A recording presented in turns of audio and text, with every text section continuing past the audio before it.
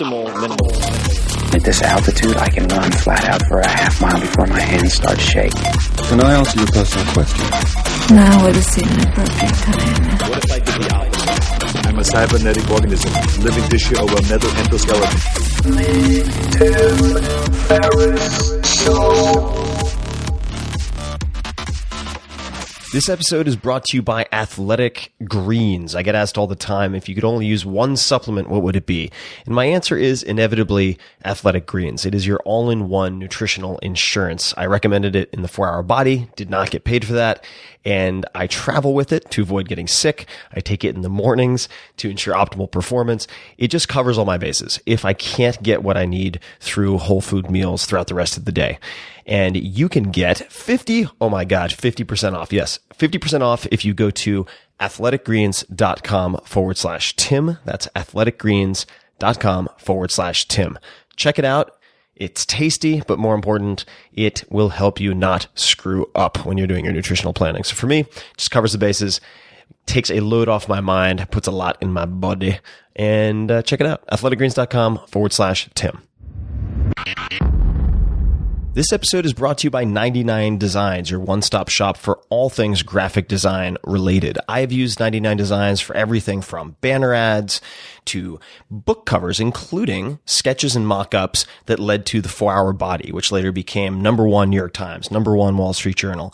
And the brainstorming, a lot of it took place with designers from around the world. And here's how it works. Whether you need a t-shirt, a business card, a website, an app thumbnail, whatever it might be, you submit that project and designers from around the world will send you sketches and mock-ups and designs. You choose your favorite and you have an original that you love or you get your money back. It's that straightforward.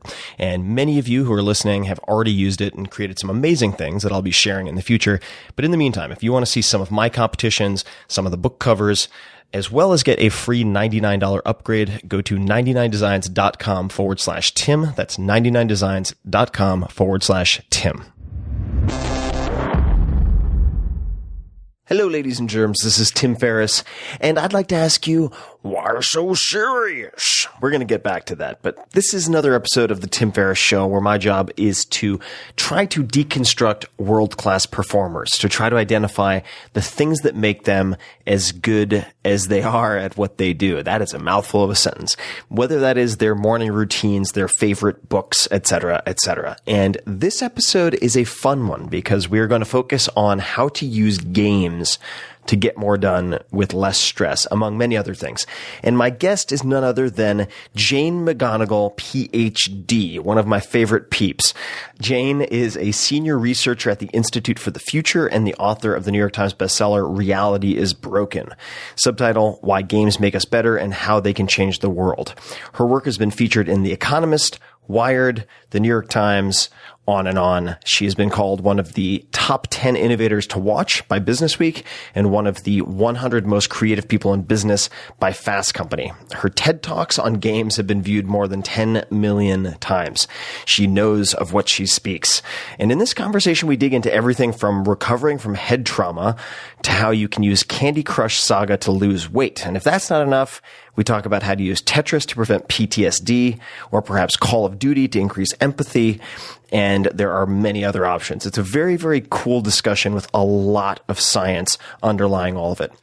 Her latest book is Super Better, and I would like to ask you guys a favor. I got an advanced copy. I've really been enjoying it and testing it, and I want to ask you to go buy a copy of this book. So Super Better. It's on Amazon. Check it out. But what is the premise? Super Better offers a revolutionary and science-based approach for getting stronger, happier, and more resilient. Like I said, I've been testing it myself, and it works. Not only am I feeling better, and that's typically a sort of a morning issue or a late at night issue, but I'm having more fun in the process. And as adults, I think we often lose track of play. My hope is that this episode will help you to reclaim it. It's not frivolous. It can help you get a lot more done with less stress. So, without further ado, please enjoy my conversation with Jane McGonigal. Jane, welcome to the show. Thank you, Tim. I am so excited to finally reconnect. It has been many years, and I have enthusiastically watched your sort of your growth and propagation of all these ideas that I hope we'll have a chance to explore in this conversation. But I missed quite a lot, and we'll get to, for instance, just the head trauma I didn't know anything about. But before we get to the serious stuff, tell me about your dogs and the names of your dogs.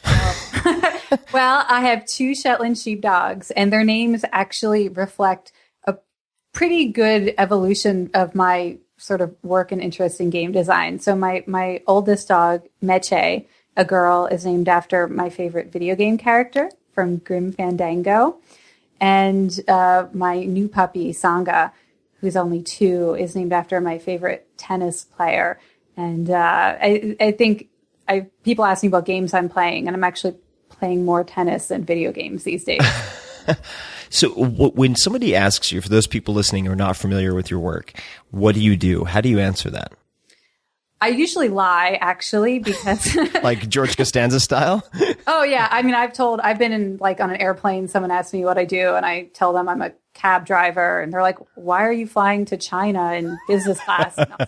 I'll say, I'm getting an award for being a really innovative cab driver. I mean, it's hard because it's hard to explain to people. Well, I research games and I design games, and I try to design games to help people be happier and healthier and save the world. And then you spend the whole 8-hour flight, answering questions about it. So. And, instead of an 8-hour flight, we're going to have a long podcast about all of it. So I'm afraid you can't dodge me with the taxi driver, gambit this time around. But am I correct in saying that you were the first person to earn a PhD studying the psychological strengths of gamers? And how they can apply them to real life. So I was the first person to really take seriously the idea that people who, spend an hour a day or more playing particularly video games, might have some unique strengths, cognitive strengths, social strengths, imaginative strengths that could be applied to real world problems. And what would some of those problems be? And of course, I have some familiarity with this because I'm a fan of your writing and was also an early reader of your first book. But could you give some examples of what types of real world problems can be either addressed partially or solved potentially by gamers? Sure. Well, I've been working with the Institute for the Future in Palo Alto for, 9 years now. And one of my favorite kinds of games to create is future forecasting games. So to invite ordinary people to try to predict their own futures. And then when you get enough people predicting their own futures, you can learn some really interesting trends. It's sort of like a collective intelligence project where you might not be able to predict what will happen in the rest of the world. But if I tell you a short scenario, peak oil scenario, you can very accurately predict what you would do, how you would get to work, how you would get your kids to school, what you would cook. And we take all that information and aggregate it to understand how the world might react to different future scenarios. That's my kind of game. So now this is very interesting. I mean, I know that, for instance, and you could probably elaborate on this, but whether you're looking at, say, protein folding, right? You could use excess processing power from gaming units to sort of collectively handle a lot of very gnarly computation, right? But in this particular case, are you getting pinged by hedge fund managers and people like that who want to try to develop investment theses around those types of scenarios? Oh, sure. Yeah. I was the first game designer to be invited to give a keynote at Davos, right? So there are definitely powerful people interested in these, although I'm happy to say that, my work at the Institute for the Future, it's a nonprofit organization, and we're mostly trying to help the world, survive environmental catastrophe and pandemics and things like that. So, have been used more for global good than individual profit so far. Well, I suppose though there could be an interesting conversation about how you can utilize both, right? Or make them in some respect a virtuous cycle. So if you have people who are incentivized, right, to help develop games that drive their perhaps their own benefit, but at the same time they're facilitating the development of toolkits or architectures or whatever that address these larger scale problems facing humanity. I don't know. It is a very interesting conversation, but I don't want to take us too far off topic immediately. Could you please describe to folks, and this is as much for my to satisfy my curiosity as anything else, but the concussion. So I'm ashamed to say I knew nothing about this, but could you describe for people what happened and sort of what happened after that incident? Sure. Well, while it was happening, not a lot of people knew. I actually tried to hide it for a long time because I was so impacted by the concussion that I was afraid I would never be able to work again. I was afraid I'd never be able to speak publicly because I couldn't remember things long enough to put together a talk. I was in the middle of writing my first book and I thought, my God, I'm never going to finish my book. My publisher is never going to get, I was, I was not screaming from the rooftops that I was having so many problems. But it was the summer of 2009 and it was just an ordinary day, rushing around my apartment and wound up hitting my head on an open cabinet door. Did you step up? Did you stand up quickly, hinge at the hip and whack your head? Or how did you go about, how did you hit your head? I did. And sometimes people ask me if this was a sports injury. And I say, yes, kind of, because I am a runner, like a marathon runner. And so I have very strong quads. And I was in such a hurry. I just used the full force of my quads to power up. Oh, God. And it was crazy. Literally it was out of a movie. My husband was joking around, oh, who's the president? And the only thing I could remember was that it wasn't George Bush. I'm like, I know it's not George Bush, but I couldn't even remember who the president was. Oh, so that's when I knew, okay, this is bad. And it was really bad. So a lot of concussions heal within a week, but after the first month, I was still completely concussed. All day, every day, nauseous, vertigo, couldn't remember people's names, lost everything. I would put something down and never find it again. And so I couldn't even really get out of bed. I couldn't talk to people. It was a disaster. And my current work, my new book, my new game, the clinical trial I'm running, all of that comes out of my attempt to use game design to fix my brain. And this is, you did a great job of hiding it for those people who were not interacting with you on a daily basis, because we had quite a bit of interaction for Reality is Broken. And while you were finishing that, so this was happening at the same time that we were interacting. So, right. Oh, that would be fun to dig up the emails and see see if they read haikus. Right. Wow. I had a very similar experience last year with Lyme disease where I tried to keep it under wraps. But with respect to the concussion, can you describe then what followed? Because you had some very dark periods, and I'd just love to hear how this work that you're doing now, at least some of it, evolved out of that concussion. Sure. So, and by the way, I'm the world's expert on concussions now because I've learned every bit of research that has ever been done. So one of the things I learned is that there is a 30-day window for recovering from concussion. Most people recover within 30 days. And if you miss that window, then they tell you that the next window is 3 months. And then if you miss that window, if you're still having all these symptoms, then it's likely to be a year. And if you're still totally symptomatic in a year, then you may have the symptoms forever.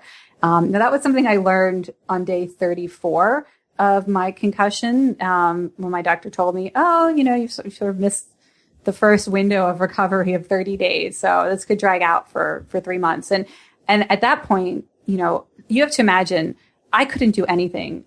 You're basically on bed rest, but I couldn't watch, TV unless it was episodes I'd seen before because I would get really confused by the plot. I remember watching an episode of TV and just who are these characters? I can't keep it straight.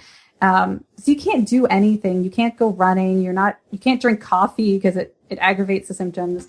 So I was more depressed than I'd ever been in my life. I was super anxious that I would never work again. And, my husband had just been laid off from his job. So the only upside of that was that he was able to stay at home and care for me. But the downside being neither one of us was working. And so it was a total mess. And sometime in that first, 30 days, I also, to make things even more dramatic and awful, started to have suicidal ideation, which, just meant that I was sort of hearing these voices in my head. You should kill yourself. You're never going to get better. You're going to be a burden to your family. Every day is going to be this awful for the rest of your life. Just get out now.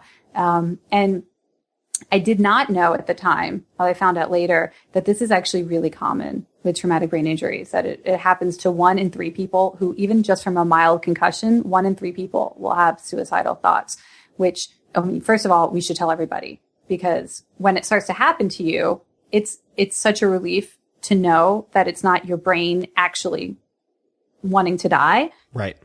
That it's just the neurochemistry of the brain. Your dopamine levels are, zero out. Your brain cannot imagine any positive outcomes in the future. You have no access to dopamine. And so literally it is impossible to imagine anything good ever happening again while the brain's trying to heal.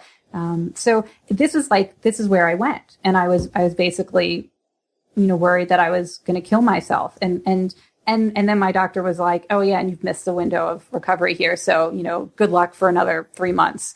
And if, and maybe you'll be like this forever. So that was where things went. That was rock bottom.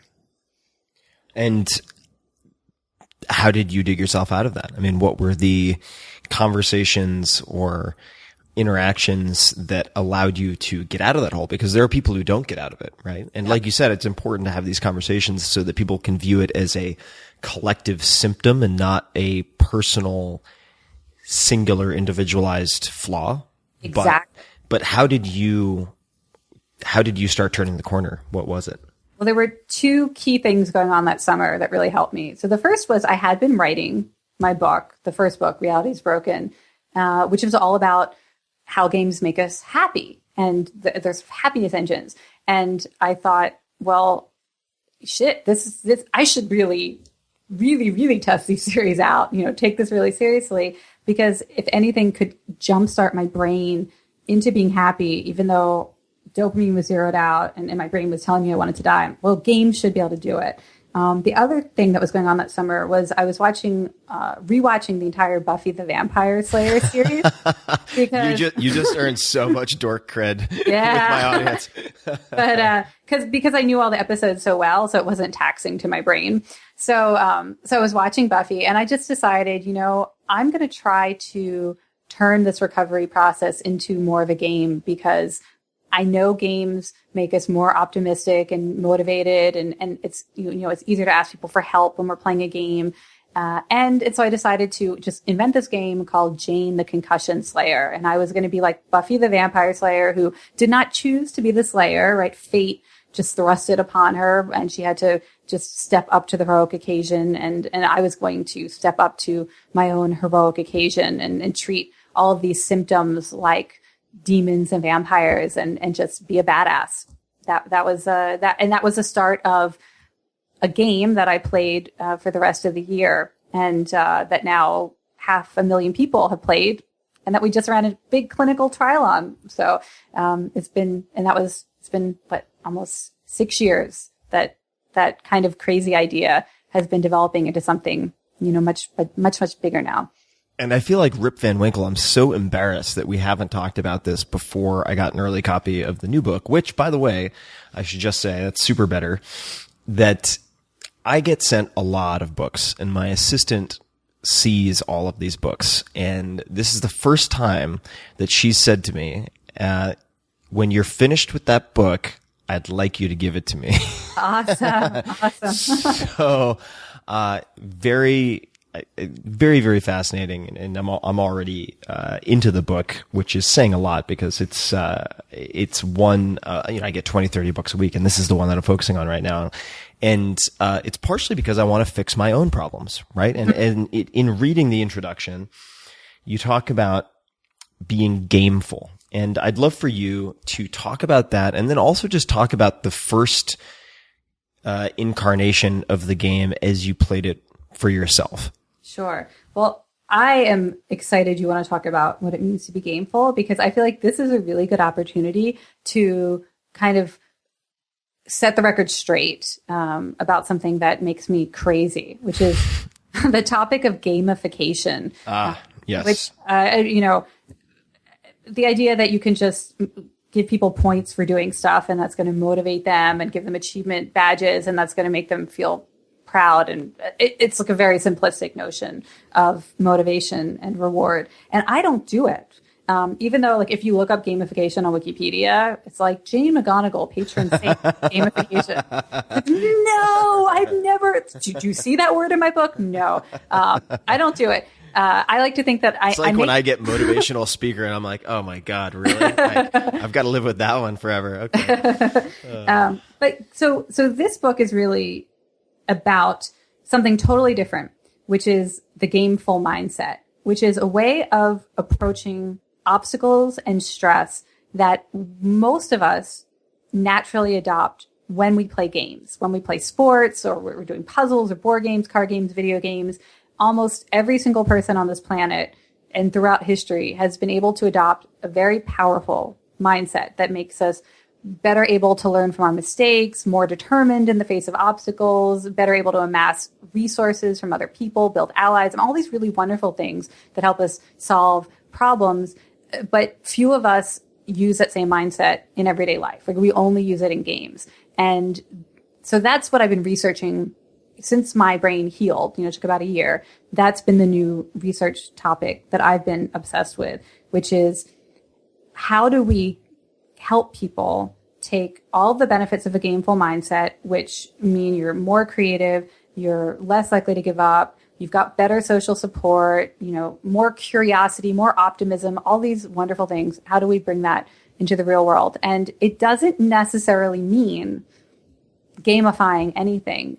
As it turns out, it's the most important thing you can do to really access your gameful mindset is to play games, any games that you like, and then remember to call on those same strengths in real life. So how did you do that then initially when digging yourself out of this hole? And I think it's also important.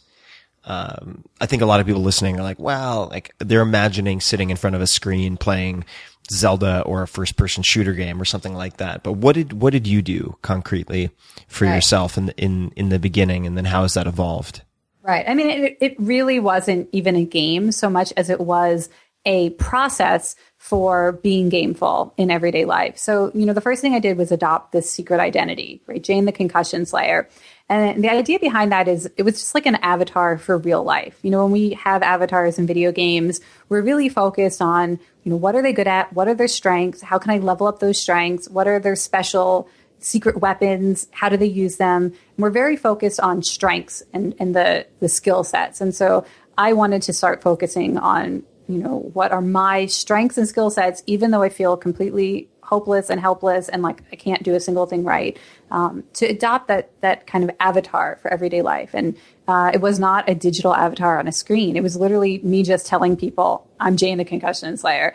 And as it turns out, now that I've done all this research, literally just talking about yourself in the third person with a focus on your strengths is this incredible kind of brain hack that, it changes so much in terms of anxiety and depression.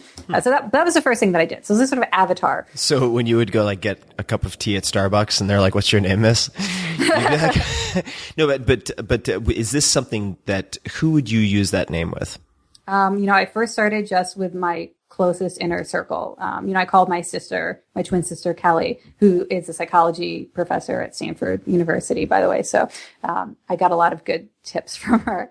And, I'm like, oh, I'm playing this game to heal my brain. I want you to play it with me. I'm going to be Jane the Concussion Slayer, and I want you to be my watcher. So I actually adopted the mythology from the Buffy series to give everybody in my life like a particular ally role to play. So, if you remember Buffy, her watcher, Giles, he would oversee her training. So my sister's job was to give me one thing to do every day, like a little quest or mission. And then she would call me the next day to see how I did. And that was actually amazing because I had not really done anything successfully until she started giving me missions.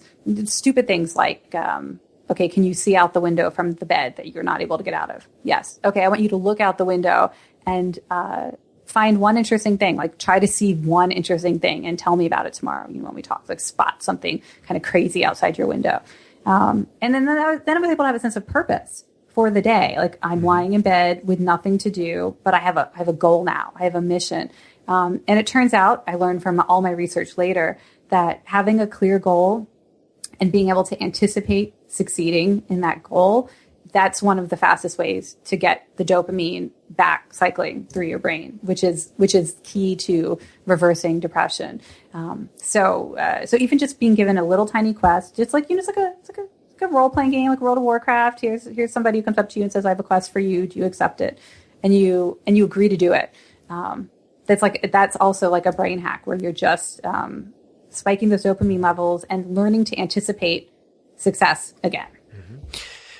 Well, that's, I've been thinking a lot about,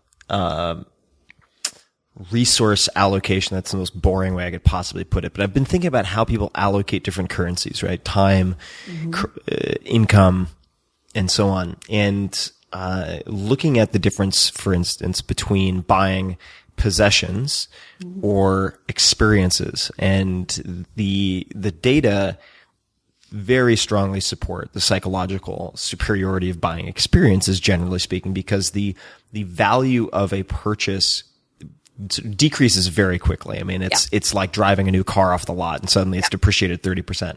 But when you plan, and I experienced this last year for myself, when you plan in, let's say, a trip 6 months from now, you have those 6 months of anticipation. Yes. And I recently took my family on our first real family outing in many, many, many years. And we went to Iceland, but it was something that we planned for Christmas and New Year's, and we had a good 5 or 6 months to look forward to it. And it just made all of the bumps along the way seem minor and very easily overcome. So putting that, and it just gave us some North Star to look towards when the going got rough, right? So what other aspects, or what other features did you build into your life? So you had your sister. Right. So secret identity, you have, allies that you recruit, and then you have these quests that your allies give you. We also collected and activated power-ups. So, in this system, power-ups are anything that give you a quick burst of a positive emotion, any feeling at all. It could be pleasure, it could be, laughter, it could be delight, whatever. And so I started collecting, like cuddling with my dog for 10 minutes, what would be a power-up, or listening to a powerful song that made me feel powerful, or eating walnuts because that was supposed to be good for brain healing. And so just trying to identify things you could do in just a minute or two to create a positive experience, which, having a traumatic brain injury is kind of an extreme example of needing power-ups, because otherwise literally you just lie there in a state of, abject, just boredom or frustration.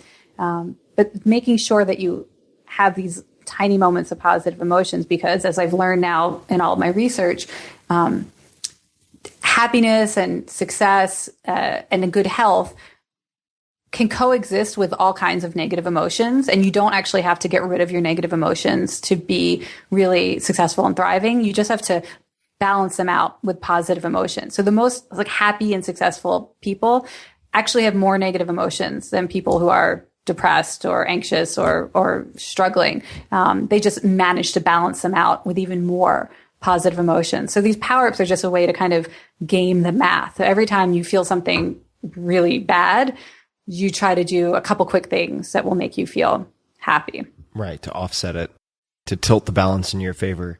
Yeah. And how is that, what is the current game look like when you have people, for instance, seeing measurable improvements within 2 weeks and even bigger improvements between 4 to 6 weeks, and you have hundreds of thousands of people who have played? What is the current state of that game, or the format? So there's a website and there's an app, and it's again, it's not a video game. It's like a life management tool where we walk you through the process of, hey, do you think you might have a secret identity? Here are some ways that you can investigate it. We have you think about who your heroes are, your favorite fictional characters are, what your strengths are until you are able to craft one. We ask you to collect power-ups. We find out more about you, and we say, oh, you're trying to lose weight. Okay, here are 10 power-ups that we validated to be really helpful for other players. Or here are 10 bad guys that we know that people who are struggling with anxiety that also struggle with, and strategies for wrestling with them. So we have bad guys also. And so we just kind of walk you through the process of looking at your life as if it were a game. So it's almost like you're the game designer. You craft your secret identity, you pick your power-ups and define your bad guys, and you eventually create your own quests and get the help of your own allies who you invite. And we just sort of teach you the process of thinking and living like a game designer by offering you, here's some sample power-ups and bad guys and quests to get started. And let's talk about, I'm going to come back to the power-ups, because I think for those people who haven't played games, it might be easy to dismiss these things as childish, but I have did some experimentation today, which was pretty fun with some of your exercises. But let's talk about some games that people might be familiar with. For instance, Candy Crush Saga, right? Yes.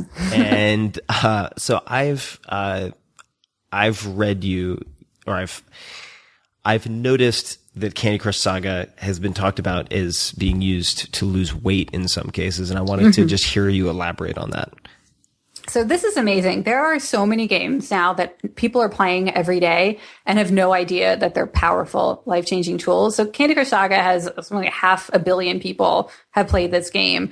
And like 0.0000001% of them know that there have been these clinical studies showing that a game like Candy Crush Saga can reduce cravings for things like food or cigarettes by 25%.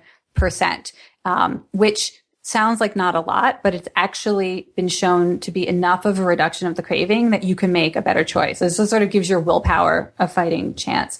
And the way it works is the game is so visually intensive, right? So a game like Candy Crush Saga or Bejeweled or Tetris are the kind of games where when you walk away, you see these sort of visual flashbacks, you see the blocks falling, or you see the pieces swapping. They occupy the visual processing center of your brain so that you cannot imagine the thing that you're craving. And it turns out that cravings are very visual. Anyone who's ever had a craving knows you imagine what you want. And the more that you see it in your mind's eye, the more irresistible the craving is. So it turns out that you can just get your brain to stop picturing it and obsess it with some other visual process. You can block cravings, not just while you're playing, but afterwards, because these games have been shown to create these kind of visual flashbacks. Your brain thinks it still needs to keep working on this problem because you were so focused on it. So your brain is going to keep working on this visual process. And even hours after you've walked away from the game, this can last, 3-4 hours. You've played just for 10 minutes, but your brain is no longer obsessing over the thing that you were craving. It's like, that's fascinating. There are like so many studies like this. This is one of the reasons why I wanted to write the book. And you, Tim, you actually inspired me, because when I read The 4-Hour Body, and you're like, people, there's all this amazing science and you should be experimenting with it in your own life. And, that's kind of where game research is now too. It's, people still have a little bit of skepticism, and rightly so, because, we haven't tested the Candy Crush Saga diet over 10 years with, 10,000 people, but it's so easy to test in your own life and with no downside. Most of these games are completely free to play. And so I'm just like, wow, people should be experimenting with this in their own lives, because studies, there are, I think this book cites 1,000 peer-reviewed scientific studies. So there is a lot of research. We just need to help people get their hands on it. So the Well, thank you for the far body.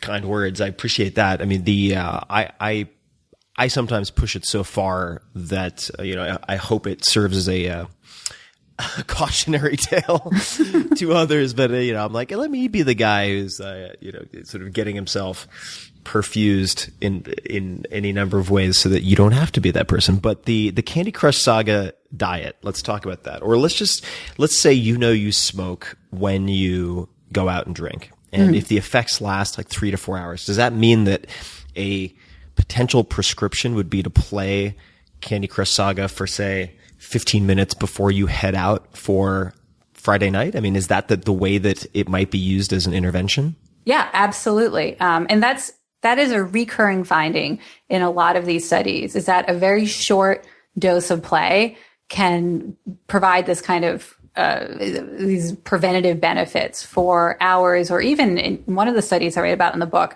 2 hours of gameplay change the player's behavior for 3 months afterwards.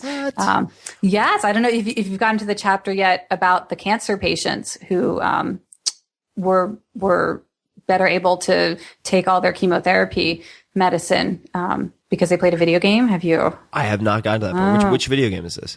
The game is called Remission. Sounds cancer related. Yeah. And there's actually a sequel that's out now too, which is awesome. And they're all free to play, the Remission games. So if you know anyone who's listening who has a friend or family member or is battling cancer, this game has been shown in clinical trials to improve the patient's, first of all, optimism and self-efficacy. They don't feel so powerless in the face of cancer, but also to increase the doses of chemotherapy that they're able to take if certain kinds of cancers like leukemia, you have to take these pills for 2 years, 3 years at home, ongoing basis, with all these kinds of side effects. And almost more than a third of patients miss a significant number of doses because of the side effects, or because it's really hard to never miss a pill on schedule over 2 to 3 years. But they know that more than 80% of cases where the cancer comes back is related to missed doses. So if you can get people to not miss any doses, you have dramatically improved their recovery outcomes. And then so this group called Hope Lab in Palo Alto created a game designed to basically, they didn't know what they were doing, but they basically hacked these patients' brains to change how they viewed themselves and how they viewed chemotherapy, so that they started to view it as empowering rather than something that made them sick or that they hated. And it was able to hack into their hippocampus and the caudate and thalamus, which we know are related to motivation and not giving up. And they know this because they did brain scans of the players and had them in fMRI machines and looking at their brains while they played the game.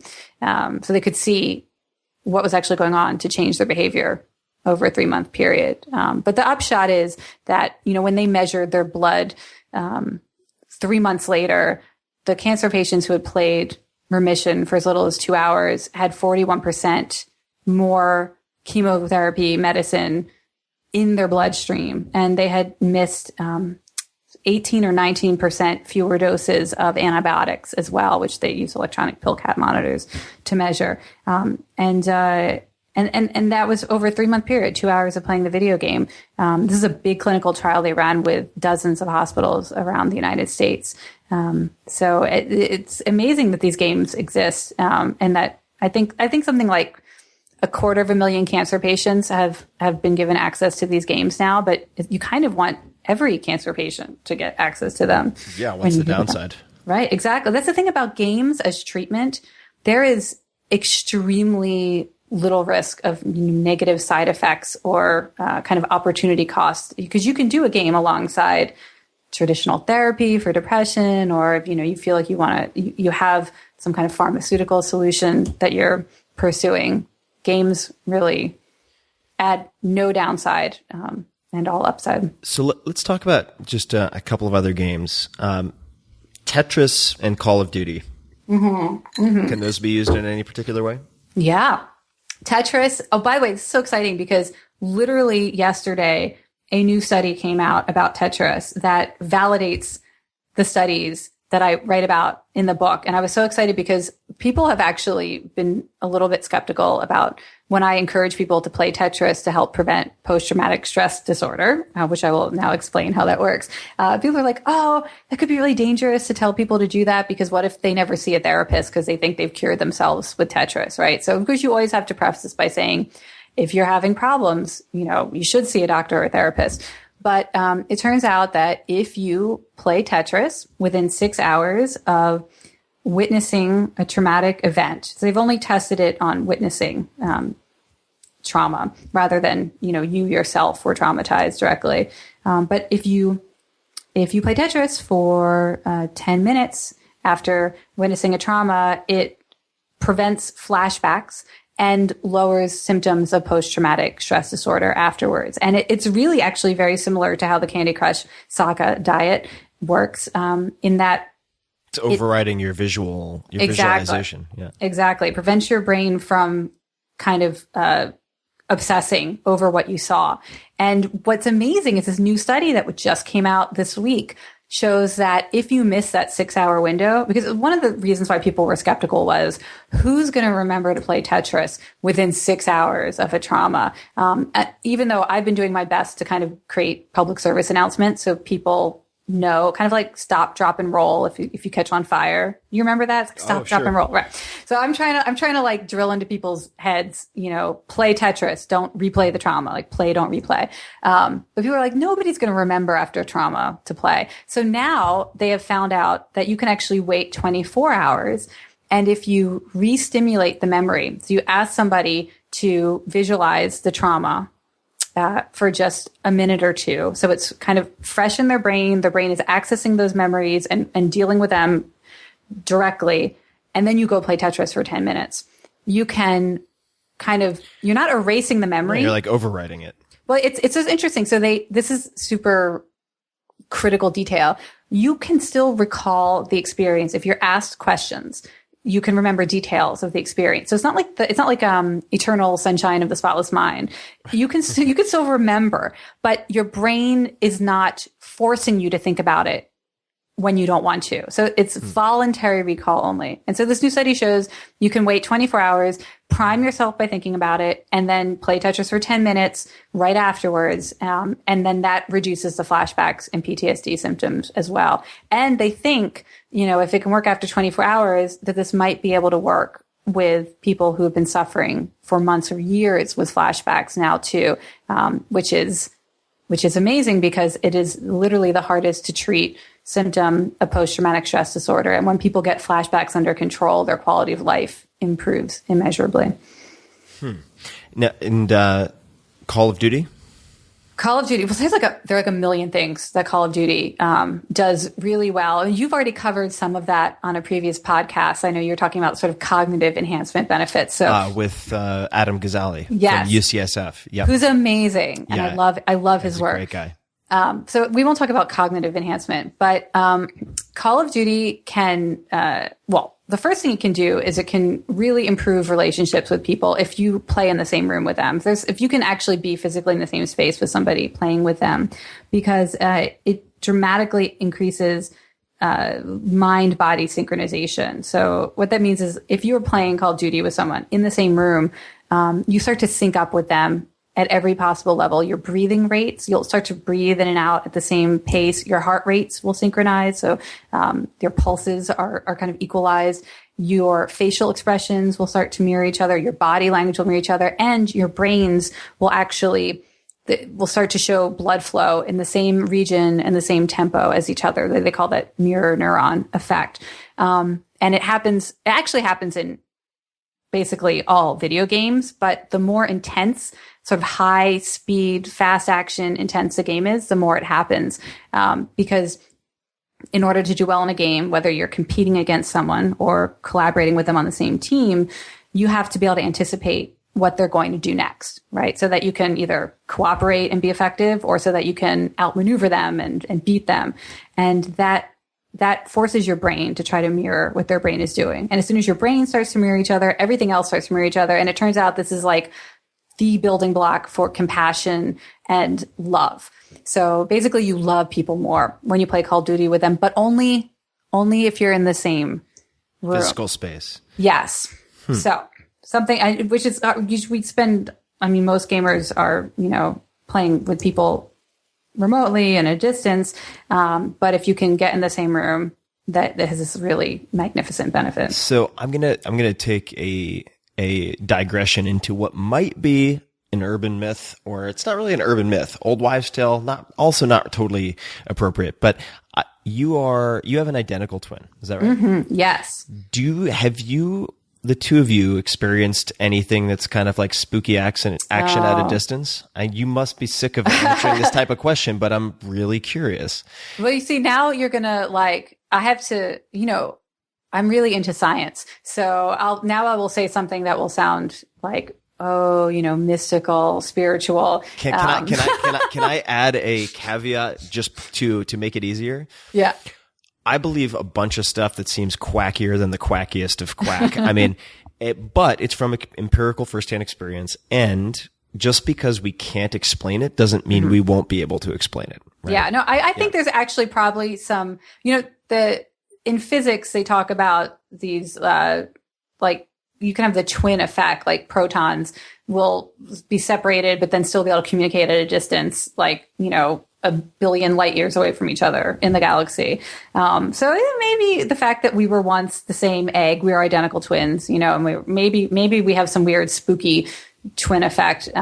So yeah, I call it twinfection because it only works if something really horrible is happening to my sister. So it almost feels like I'm having a heart attack. I feel like I'm going to throw up. I can't breathe. I feel like I'm being attacked. It happened a couple of years ago during a really emotionally traumatic time. This is the most recent. It doesn't happen all the time. It really only happens when something truly horrible is going on. And I was at a store in Los Angeles, and I fell to the floor in the dressing room, and I'm like, what's going on? And then literally 2 minutes later, my sister called me sobbing, like the worst pain I'd ever heard her in. She was dealing with a death in the family. And I was like, okay, well, that explains what just happened because, I was having a twinfection moment. Wow. And you have a pretty twin rich life at the moment. I do. I have little twin babies. I have my own little twin girls. And are they identical or fraternal? They're fraternal, so it'll be a totally different experience because I think, having someone with the same DNA, it feels like your whole life is an experiment. Like whenever she does anything amazing, I'm like, why am I not doing that? We're like the same person. I should be able to do that too. But I think fraternal, it's less pressure, I think. Less pressure, but there's still something there. I have relatives who are fraternal twins. There's still some unusual connection there. Oh, good. But I don't want to take us too far off the reservation here, but I am fascinated by this stuff. And, I was reading at the beginning of the book, the new book, the Super Better book. And there were a couple of things that jumped out at me. The first was, in effect, let me just find it here. There's a line that reads, but even when I still had the symptoms, even while I was still in pain, I stopped suffering. And I think this is a really important concept because I'm not sure if this is from the military or elsewhere, but I've heard, pain is mandatory, suffering is optional. Right. Or pain is inevitable, suffering is optional, which is a Buddhist saying, actually. Oh, well, there we go. Maybe. The Buddhist military. From the Buddhist special operations forces. So I think this is really important because, like you said, it's not necessarily about eradicating all negative experiences, which is not possible, but about increasing, if you have two bank accounts, one of negative experiences and one of positive, you just want to make sure that the balance in the positive is higher than in the negative. Could you talk a little bit about post-traumatic growth? Sure. Yeah. So, the idea of a gameful mindset is that it's exactly that you look at pain as inevitable, but suffering is optional. Because if you think about when you play games, you're always trying to suffer when you play games. Like games are voluntary suffering. You think about golf, if in real life your goal were to get a small ball in a small hole, you would just walk up to the hole and you would put the ball in it and you would be happy with the outcome. But you volunteer to suffer by standing really far away from the hole, which is a stupid way to achieve the goal. And then you use like the stick to try to aim the ball, which is also pretty inconvenient. Every game we play is like Scrabble the same way. You don't get unlimited letters. You only get the 7 letters, and you can't even pick them yourself. So it's like, it's voluntary suffering. Things are harder than they should be. And that's what unleashes the creativity and the curiosity and the optimism and the recruitment of friends and resources. So the gameful mindset is really about how do you look for voluntary obstacles in real life? How do you look at things that you are currently experiencing as suffering as instead a way to get stronger or happier? And then that's where the idea of post-traumatic growth comes in, which is this not all that new field of research now. There's probably a decade's worth of research now showing that many people who undergo a traumatic experience, in addition to suffering, and by the way, post-traumatic growth is not the opposite of post-traumatic stress disorder. That's a misconception that many people sort of stumble onto. Most people with post-traumatic growth first experience post-traumatic stress disorder. So just because you have one doesn't mean you can't ultimately wind up with growth.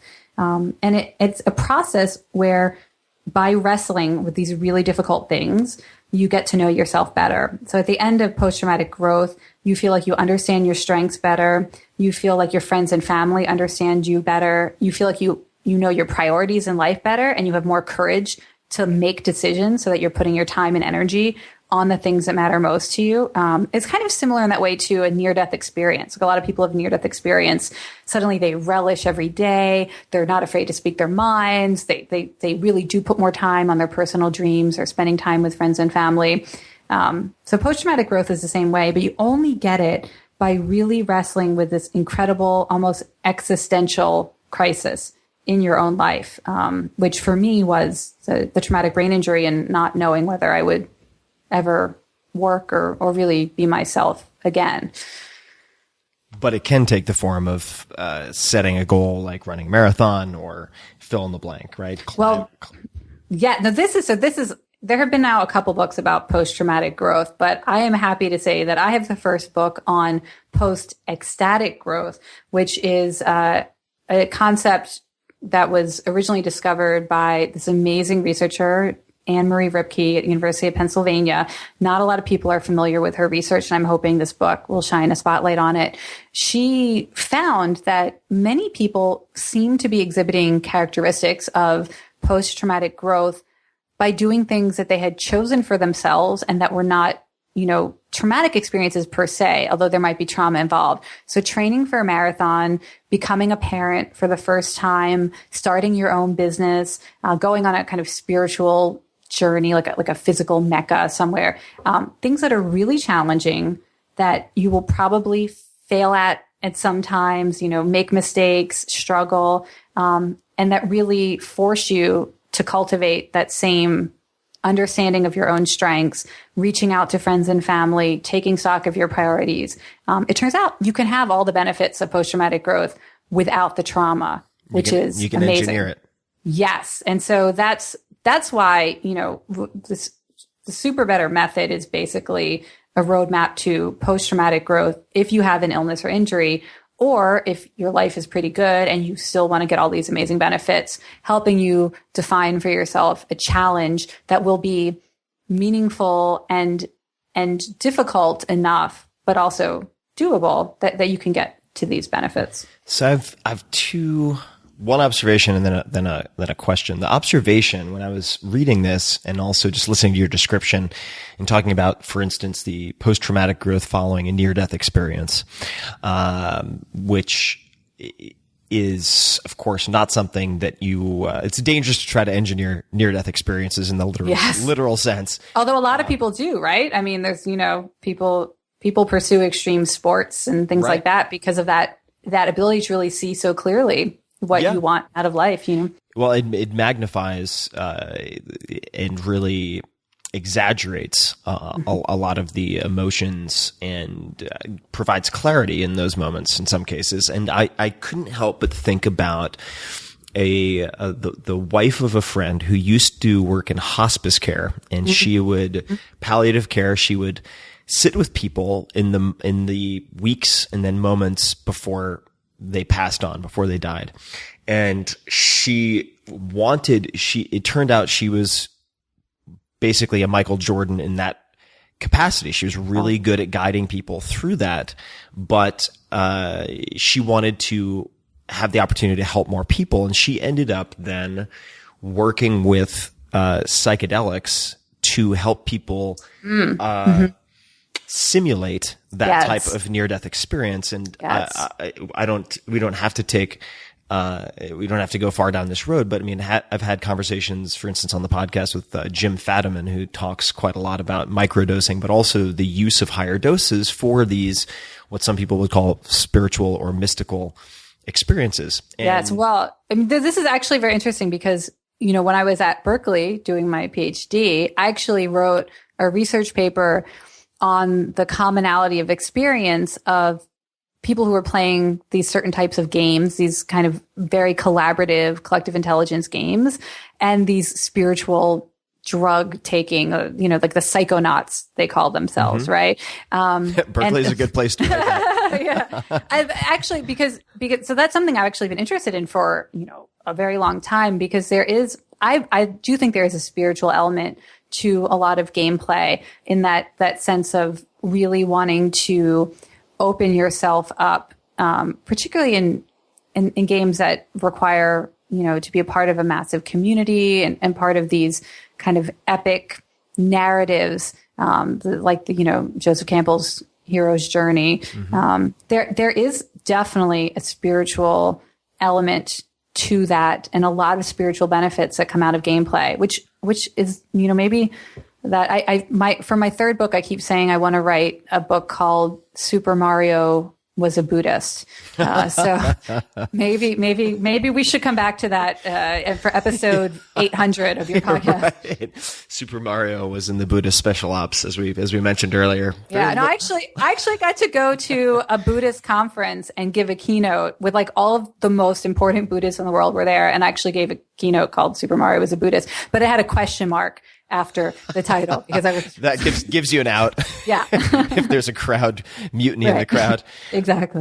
So games, I'd like to ask a personal question, and this is because I love playing games. I was a Dungeons and Dragons aficionado / obsessive growing up, and that was my refuge. I mean, I was a real kind of runt dork growing up and got beat up in elementary school and whatnot. So I used games as a way to escape, but also as a way to live this sort of virtual life that enabled me to, I think, in many ways, develop characteristics I wanted later in life. Right. And, but when people ask me now, like, oh, are you a gamer? I don't know how to answer that, because when I look at how slick the games are that have been developed, and how much money has gone into developing games that are as addictive as possible, I choose not to play those games out of fear. And the fear is the same fear I would have if I tried heroin. People, you know, if someone asks me like, have you tried heroin? I'm like, no, I haven't. I'm sure I'd love it. And that's the problem. Like, I don't want to become a heroin addict, and I worry about becoming one of these people who, say, sinks 40 to 60 hours a week into World of Warcraft, because I know I have that capacity, right? Yeah. I know it's there. So what are ways that people can reintroduce gameful mindset or gameplay? Yeah.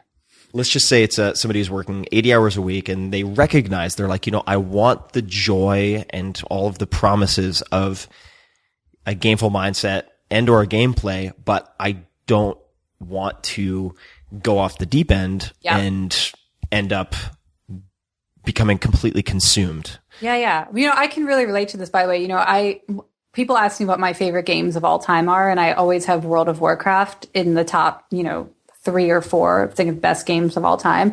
But I only played it for a very short time because I saw what my future was going to be like if I didn't get out quickly. And my husband and I, our plan is, you know, when we're retired and old, and maybe unless they've invented life extension technology so that like at 150 we're running around like a 20-year-old, assuming old age is similar to how it is today, I'm going to be totally addicted to these games when I'm like 90 because it'll have all these cognitive enhancing benefits and I'll be socially connected to other people. So I'm waiting to get addicted until it really is better than, trying to live my old life.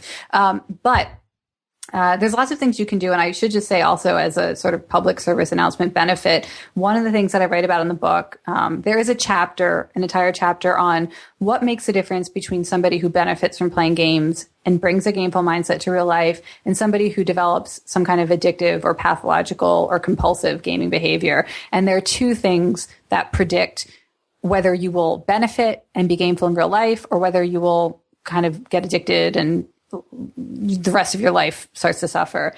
So the two things that are predictive, one is really simple. It's 21 hours a week. That is the tipping point. I've looked at all kinds of studies from, people in the military to, young, like elementary school students, 21 hours a week.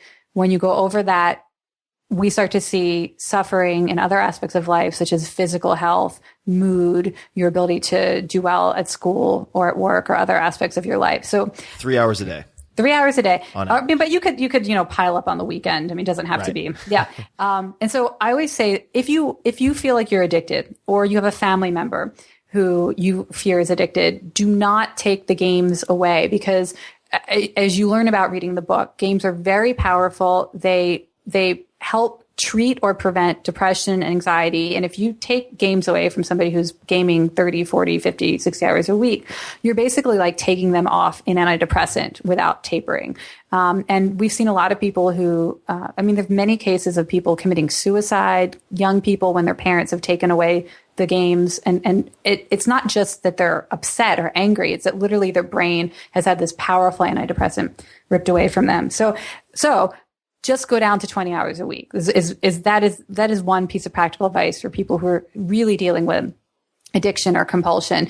Do not give it up. Just get it down to 20 hours a week. And that's actually very manageable for most people, even people who feel like they love to play. They don't want to give up games. You can get it down to 3 hours a day. So that is a practical tip. But the other thing that predicts negative outcomes, or you're just not getting the benefits of games in real life, is looking at games as escapist. So I was really interested to hear you say that, you thought about games as escaping, but you also maybe thought about them as a way to build these kind of character strengths. So it turns out the number one predictor of who will suffer from gameplay is people who think that games are an escape from real life or a way to avoid thinking about or dealing with real problems. People who manage to bring the gameful mindset and all the benefits to games to their real lives are the people who identify benefits to gameplay and can talk about them and can identify them and can say, I'm not just playing Candy Crush or Call of Duty because I just can't deal. Like I just need to just shut everything off. They're the people who say, this is quality time, for me and my brother. And when we play this game together, this is a real benefit to my life. Or, I'm playing this game because I'm having really anxious thoughts and I want to shut them off. And I know if I play this game for 10 minutes, I can shut down. I'm not going to have a panic attack. So if you have a real purpose for how you play, that's when you start to build up the self-efficacy to use the gameful strengths in real life. Now that is not, so you're asking like a very practical question, like what should I do or what should I play? Literally 10 to 20 minutes a day. If you do 10 minutes every day or 20 minutes 3 times a week, that's what's been tested in clinical trials and randomized control studies to have powerful impacts, first and foremost on depression and anxiety, improving your mood. For social interactions, 10 minutes a day improves the number of people you have in your life who will help you with a real life problem. So I think of it as it's like, I make time to do, 10 push-ups during every commercial of all the tennis that I watch on TV. So you should think about it that way. Like, how do you squeeze in a little bit of gameplay into your downtime? That would be what I would recommend. So what I have to ask now, of course, since you mentioned it, what's on your top 5 game list or whatever, just a handful of your favorite games, but then also for someone like me who doesn't want to get sucked into the vortex. Yeah. It feels like I should probably stay away from world building games in that case. Yeah. And maybe go with the kind of more transactional kind of Tetris type of game or something that allows me a closed short session. But what are some of your favorite games? What are kind of, on your hits list? And then what might be games that I could use for those 10 to 20 minutes a day? Yeah. And what should my intention be going into them, right? Yeah. Yeah. Okay. So, I mean, we won't do like an all-time favorite games. We'll just talk about, because otherwise, like, I'd be like, Dance Dance Revolution, totally on my top 10 all time, but nobody plays it anymore. Okay. So, Tetris is definitely, I mean, everybody should have that on their phone because it treats so many different conditions, from anxiety to, post-traumatic stress disorder to, building up your willpower. So, Tetris, everybody should have Tetris. Games that other people are playing is really, really good. And so this changes depending on the time. So a lot of people are playing Clash of Clans right now, or Candy Crush Saga or Words with Friends. You should just check out what people that are playing, because a lot of the benefits that have been documented for games comes just from having these sort of micro conversations with friends and family about the same game that you're playing, or actually playing in game with them. So any of those three games would be good. I think Minecraft is really great, even though it's like the most popular game of all time for kids now. It's actually a really great resilience building game for grown-ups, because if you're, if you die, if you have your stuff blown up and you have to kind of start over again, it has the qualities of the kind of game that we know builds resilience, builds determination and willpower that can benefit you in real life. So, by the way, if somebody has not played Minecraft, they've like missed out on one of the biggest cultural gifts, of our generation. So that's me looking down at my feet right now. So I'll get on it. Okay. So definitely do that, because the next generation, that's going to be their number one nostalgia point. Like, all you're going to hear about 20 years from now are like people in their 20s and 30s talking about Minecraft. So at least expose yourself. And then I think puzzle games, single player puzzle games, or single player adventure games are really good for, provoking positive emotions. So Portal is something I always recommend to people. There's Portal and Portal 2. It's incredibly challenging, but hilarious, puzzle game that, even though it's the first one single player, you can play the second one co-op, which is really cool. In fact, when I was playing Portal 2 with my husband, and we were also training for a half marathon at that time, we actually used our Portal skills to better navigate like all the people that we were trying to run around and pass in the race. We would use the same gestural system that you use in the video game to communicate with each other, like how we were going to get around all of these people and still then come back and run together. So I'll add Portal to that. So, yes, those are some good games to start with. And, but really any game that you love, including, you could be playing Pandemic, the board game. You could be playing poker. You could be playing, bridge or golf, whatever. Most games, even if they're not video games, also help you develop the gameful mindset. And what is you clearly you've got some babies, you got some dogs, you got a husband, you have at least one or several jobs. What is your sort of weekly, let's just say this past week or next week, what does the workout schedule look like with the gaming? Like where do you squeeze it in? What time of day? How many days a week? Yeah. Okay. Well, so first of all, with two babies, like I literally cannot play anything on a console now because I only at best have one hand, like one thumb basically.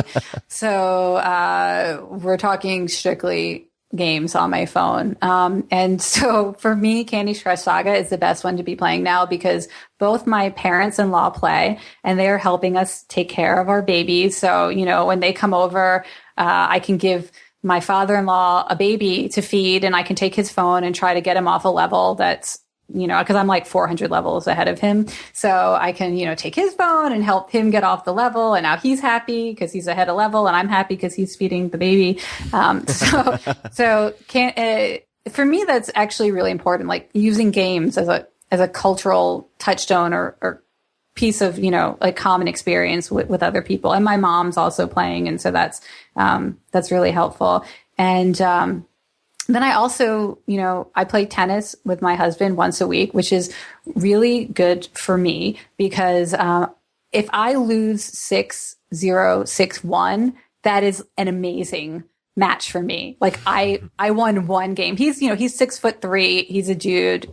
He's like, I get clobbered. So is he just like 100-mile-an-houring? Or I don't know my numbers. That might be slow. I don't know. But I mean, that's a good serve. Yeah, no, I mean, is he just going to like bean you? Is he going for the kill, or is? I mean, I finally just convinced him like 3 or 4 weeks ago to serve such that I could return. Like literally, it was ridiculous. But my only points were like if he double faulted. But that's a really good game for me that I play once a week because like I'm kind of killing it in other areas of my life. I feel like very successful in other areas of my life. And I think getting clobbered once a week in a game that I'm very bad at, I don't just think this is documented to be true. If you can take the clobbering and stay optimistic and still have positive emotions throughout that experience, it builds a lot of psychological resources that you will be able to draw on when it's not a game, but when it's real life. Yeah. So, so I'm getting clobbered in tennis once a week. So which day of the week, what time of day? I love the specifics. Like, how many times a week, how many days per week are you playing Candy Crush Saga? And then what day of the week on tennis? Yeah. Candy Crush is every day. And, what I would say I probably look at it, twice a day.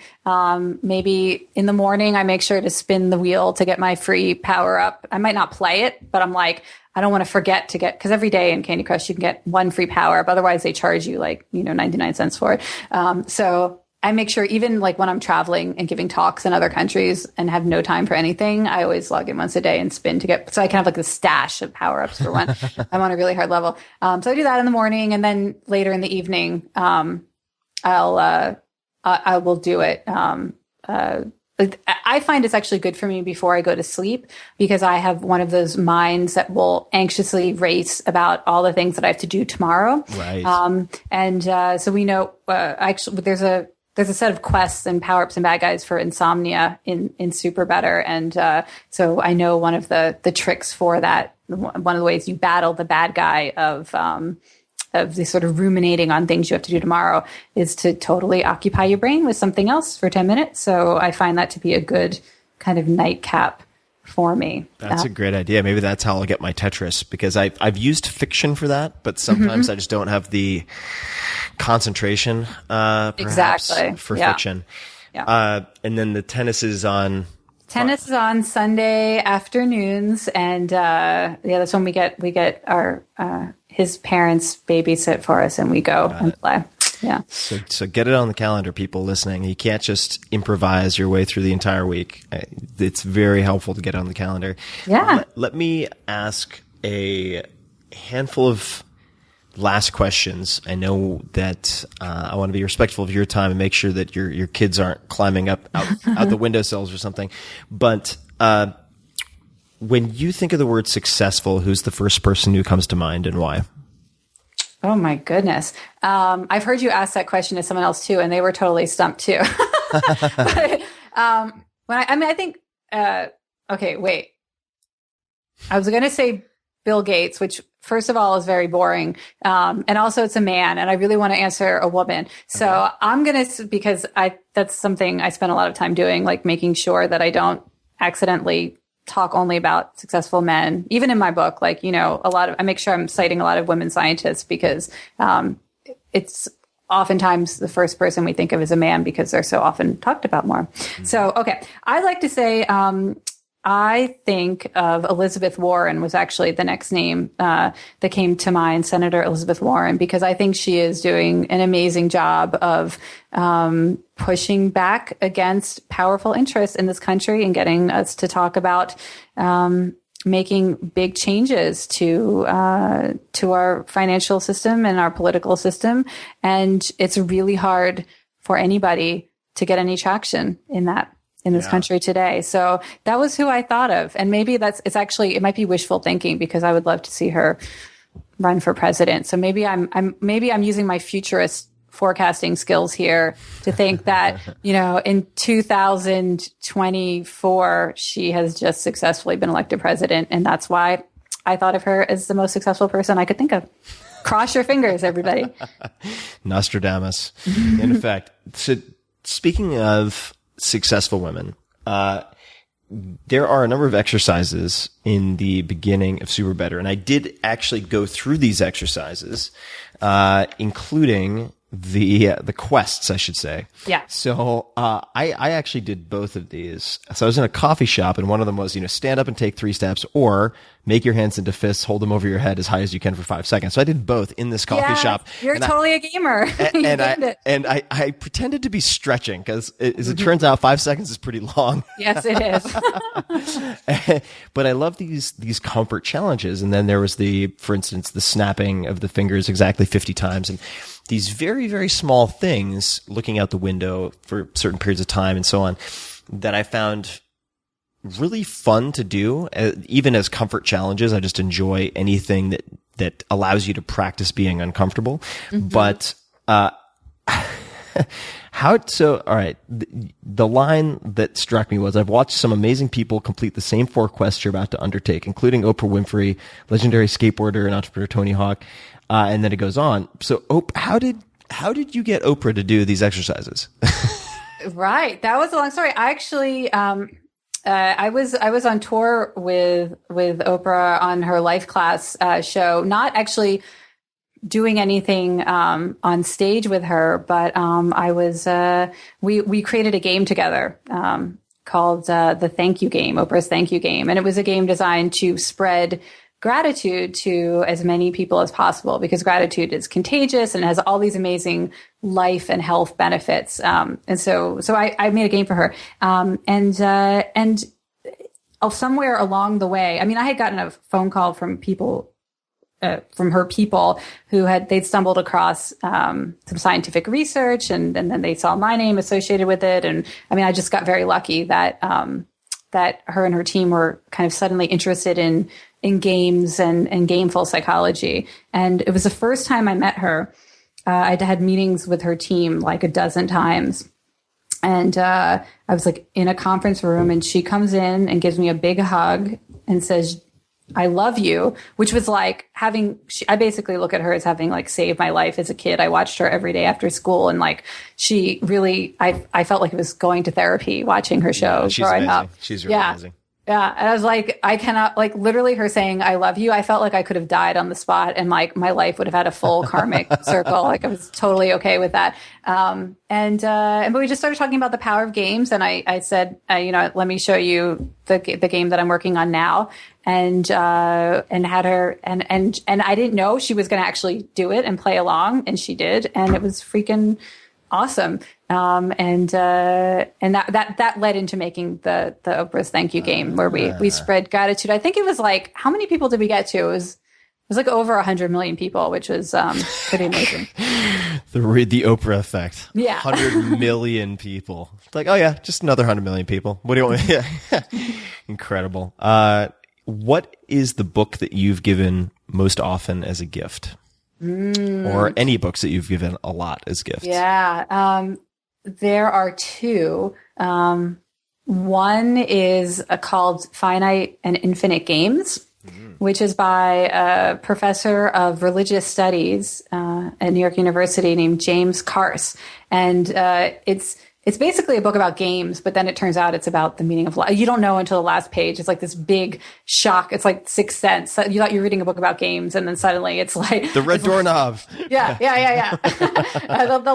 The last line of the book is, "There is but one infinite game," and then you're like, oh shit, it's life. Life is the infinite game. So and it's like a really easy, it's a tiny, tiny book. It's like practically a pocketbook. So anyone who's interested in philosophy, and looking at games as like a way of life, that's a really good one. And then, a book, it's called Suffering is Optional, actually. So it's by my favorite Buddhist teacher, Sherry Huber. And so that is, I'm very inspired by Buddhist practices. I mean, I practice Zen Buddhism myself. And I think that gameplay and Buddhist practice are both a way to arrive at a similar approach to life. And so that's another good book. What was her last name? Huber, Huber.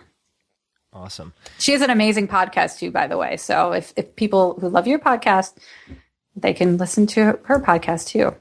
Just interviewed, I'm not sure if you know the name, Tara Brock, but she's an amazing teacher and focuses on mindfulness and Buddhist teachings and so on. Just fantastic. And I think that this has been a really interesting week for me because it's tying together a bunch of seemingly disparate activities. So you have the, say, Buddhist philosophy and teaching. Then you have Stoic philosophy, of course, which I've read a ton of, and just a huge fan of whether it's Seneca or Marcus Aurelius or others.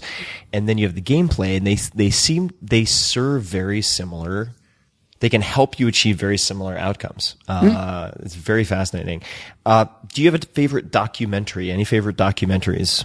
Well, I have to plug a documentary called Gamers, which was made in 2003, I think, and it was the first full-length feature documentary about competitive video game players. At the time, it was the Cyber Athlete Professional League, the CPL. Now, of course, you've got like League of Legends finals. Like more people bought a ticket and attended League of Legends finals than the Stanley Cup finals this year. Wow.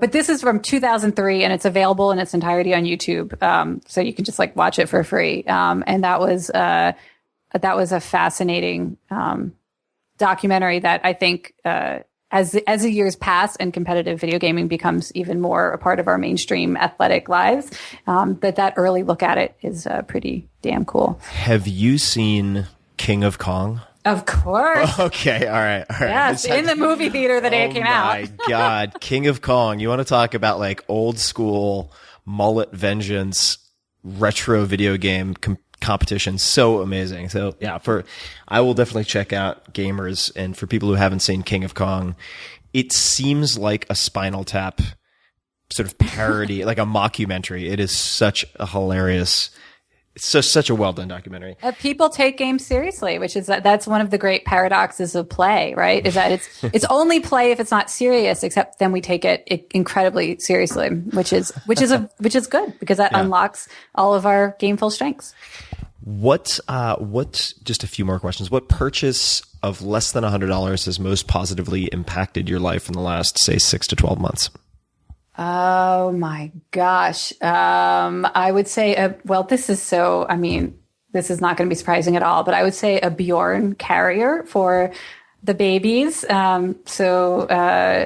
live on a hill. And every day we take the babies out for an hour-long walk, half an hour, trudging up this really steep hill and coming back down. And being able to leave the house and get some fresh air, and also a great workout because the babies are getting fatter every day. So it's like just when you're getting really fit walking up the hill, the baby weighs another pound, and you're dragging up the hill. So I would say my Bjorn carrier. And now, is that like a strap that attaches said fat babies to you, or is that? Yeah, it's like a harness that it goes around your back, and then the baby like kind of hugs your chest. Ah, cool. BJ? BJ. BJORN. Yeah, Bjorn. Cool. Yeah, it's the babies. This is progressive resistance for moms. It's kind of like the story of, I think it's Milo of Crotona, who every day had to pick up a baby bull calf and lift it over a fence. And then, of course, the story goes, as it became a larger and larger bull, he became the strongest man in the world. So yes, and this is such a great way to tie back to video games, because one of the reasons why video games tend to be even better for your gameful mindset than other games is that they always get harder, right? There's always, right. It's so adaptive. it's progressive resistance, adaptive, right? So it's like not like chess where it's very hard to find somebody who's just slightly better than you every single time you play. Video games are designed to be that kind of progressive resistance. So you're always playing at the edge of your ability, therefore always getting better. Oh, that's such an important point. I'm really glad you brought that up. What morning rituals what morning rituals are important to you? I'm a terrible person, so I will confess. But there's a neuroscience hack in here. So when I wake up, I basically like put on tennis, like today's, whatever the latest like last 24-hour tennis matches are on TV. Like I'm constantly recording on the Tennis Channel or ESPN, the live tennis. And then I do email while I'm watching tennis. And, I spend an inordinate amount of time watching tennis. Like when I started my startup company for Super Better, I would like disappear for 8 hours to go watch, the French Open live. Like that was just, part of my, that's working with Jane is she will go disappear and watch tennis for, 8 hours a day for 2 to 3 week stretches. But it's a good neuroscience hack because this is true for all professional sports. Every time you make a prediction about something, your brain increases the amount of dopamine that it has access to because it anticipates either success, you successfully predicted what would happen, so that's great, or you'll learn from your mistakes. So you'll learn information that will make you have a better prediction next time. And every time you get a little boost of dopamine, it's like taking amphetamines, right? So I like to start my day with watching a tennis match because I will have a prediction about who I think will win. And then I will either be right or wrong. And I will either feel super awesome that I was right, or I will learn something about how somebody is playing right now and what their game is like right now. And I'll make a better prediction next time. And so it's like basically, it's like a really strong cup of coffee or taking an amphetamine, giving my brain that kind of a boost, every morning. But you can, if you have a sports team that you like, that's why people who are really into professional sports, are happier during the sports season than off season. It's not just that they miss their favorite game. It's that their brain is constantly anticipating success for their favorite team, which is, increasing dopamine. So I like tennis because they only have 1 month off all year. They play for 11 months. The season is incredibly long. You can get your fix yes, more exactly. regularly. Now, I wasn't expecting to ask this question, but now that you mentioned watching tennis, I love watching tennis, mesmerized by it. And it's true for a handful of individual sports, like gymnastics also. Same story. Is there have any studies been conducted looking at the carryover benefits of observing gameplay as opposed to being involved in it yourself? Yes. Oh my gosh. Yes. So, but it only works if you know how to play the game yourself. And if you know how to play the game, you activate mirror neurons. So, I have found if it's during Wimbledon or the French Open, it's US Open, I've been watching literally 8 hours a day for 2 weeks. I will go on the court that Sunday and play better because I know how to play tennis and my brain can physically embody, like if I see somebody going for a point, my brain understands what that feels like. And so it creates a mirror neuron effect. So it's practicing. If you have never played the game or sport yourself, like watching gymnastics is not going to do a lot for you unless you have physically been on the mat or on the rings or the bars and you know what it feels like. But if you know what it feels like, then your brain practices while you play and it actually is beneficial and that has been documented. So, if you want to get the benefits of watching a sport, you should, make sure you've played it enough times that your body can, your brain can follow along in that mirror neuron way. So that brings up all sorts of interesting ideas, such as, for instance, if you knew that, if I knew I was going to have a surgery that was going to take me out of commission from a sports standpoint for 3 to 6 months, I'm just making that up. If I didn't know how to play tennis, I could do like a 3-day intensive or 2-day intensive immersion course for tennis and then use watching tennis therapeutically when I'm laid out for the subsequent period of time. You are so good at this. I love the way your brain works. Like, I think that is such an awesome and extreme idea. And I really think you and I should write a book together sometime. We should take like all of that would be something new and interesting. If you could take all of this research to that extreme, really life maximizing level in ways that I would never think about. So that is you're genius. Well, we need to hang out more. We need to hang out. I agree. I keep on saying a few more questions. I feel like 5 more minutes Turkish, like that guy in Snatch. But anyway, if you had a billboard, you could put anywhere, it could say anything. What would it say, and where would you put it? Oh my God. I would get a billboard that says, I really want to do a public service announcement about Tetris. I would about how Tetris can prevent post-traumatic stress disorder. And I would put it, I don't know where you should put it in games, really. I should, because, you can like buy advertising in video games. So I should have a billboard in video games, so that people who are open to this idea of games, and playing them and benefiting from them, because it really makes me agitated that there is so much good research that would have such profound, the difference between getting PTSD and not getting PTSD and what that would have on your life, is so freaking profound that, I really feel like, I'd like to get in people's faces about that. So, 10 minutes of Tetris after a trauma, done. Right. That's my billboard. I love it. And I want to play with Tetris. I grew up playing Tetris on the Game Boy, so it doesn't take a lot to twist my arm to get back into it. But I heard a phrase recently which was a take on PTSD, but it was related to worrying about things. So having anxiety about what might happen, and it was called pre-traumatic stress disorder. And I wonder, I'll do some experimentation and report back to you, but I wonder if Tetris could have an inoculating effect against experiencing trauma or even foreseeing trauma, because you would imagine, right, since that worrying is often a visualization, it might have the same type of kind of decoupling or coupling effect that minimizes the negative. I don't know. Oh, yeah. Well, as you get further in the book, you'll see actually it's Super Mario that's been tested for basically exactly that thing, to sort of prevent the predictive anxiety, better than anti-anxiety medications. I need to play more games. That is clear.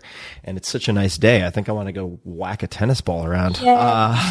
So if you could make one ask of the people listening, or a recommendation, aside from, of course, the book, and I will put everything in the show notes, but what ask or recommendation would you make of the people listening? I would encourage people to ask one person in their life, what is their favorite game? And it could be any kind of game, doesn't have to be a video game, and what it is that they think that game makes them good at. Because one of the things that I found in my research is the best way to ensure that somebody starts to use their gameful strengths in real life is to talk about what games they play and what those games make them good at. So if we could have everybody ask one person that question, not only will you learn something really interesting about someone you care about, but they will also benefit from now starting to think about their gameful strengths and then maybe how they might apply them in real life. Well, Jane, dear, you and I should get together and scheme like Pinky and the Brain to come up with some type of massive experiment that we can do with people.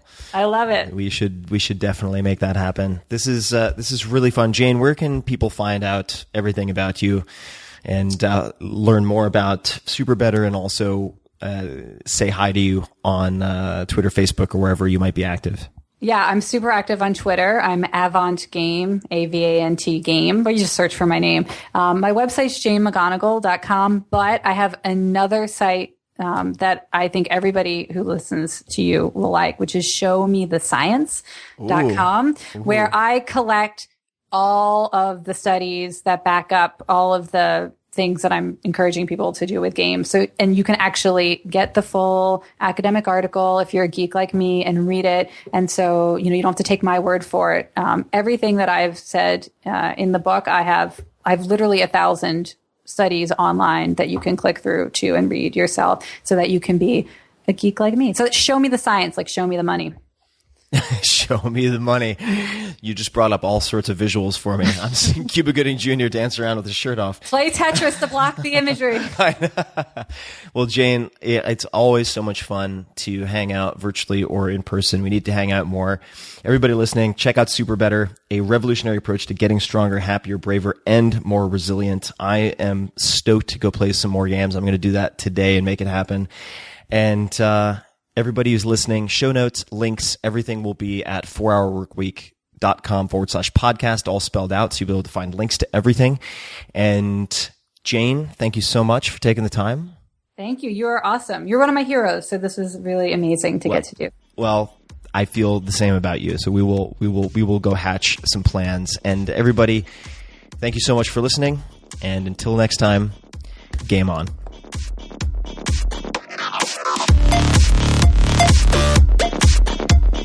This episode is brought to you by 99 Designs, your one-stop shop for all things graphic design related. I've used 99 Designs for everything from banner ads to book covers, including sketches and mock-ups that led to The 4-Hour Body, which later became #1 New York Times, #1 Wall Street Journal. And the brainstorming, a lot of it took place with designers from around the world. And here's how it works. Whether you need a t-shirt, a business card, a website, an app thumbnail, whatever it might be, you submit that project and designers from around the world will send you sketches and mock-ups and designs. You choose your favorite and you have an original that you love or you get your money back. It's that straightforward. And many of you who are listening have already used it and created some amazing things that I'll be sharing in the future. But in the meantime, if you want to see some of my competitions, some of the book covers, as well as get a free $99 upgrade, go to 99designs.com/Tim. That's 99designs.com/Tim. This episode is brought to you by Athletic Greens. I get asked all the time, if you could only use one supplement, what would it be? And my answer is inevitably Athletic Greens. It is your all-in-one nutritional insurance. I recommended it in the 4-Hour Body, did not get paid for that, and I travel with it to avoid getting sick. I take it in the mornings to ensure optimal performance. It just covers all my bases if I can't get what I need through whole food meals throughout the rest of the day. And you can get 50% off. Yes, 50% off if you go to athleticgreens.com/Tim. That's athleticgreens.com/Tim. Check it out. It's tasty, but more important, it will help you not screw up when you're doing your nutritional planning. So for me, it just covers the bases, takes a load off my mind, puts a lot in my body. And check it out, athleticgreens.com/Tim.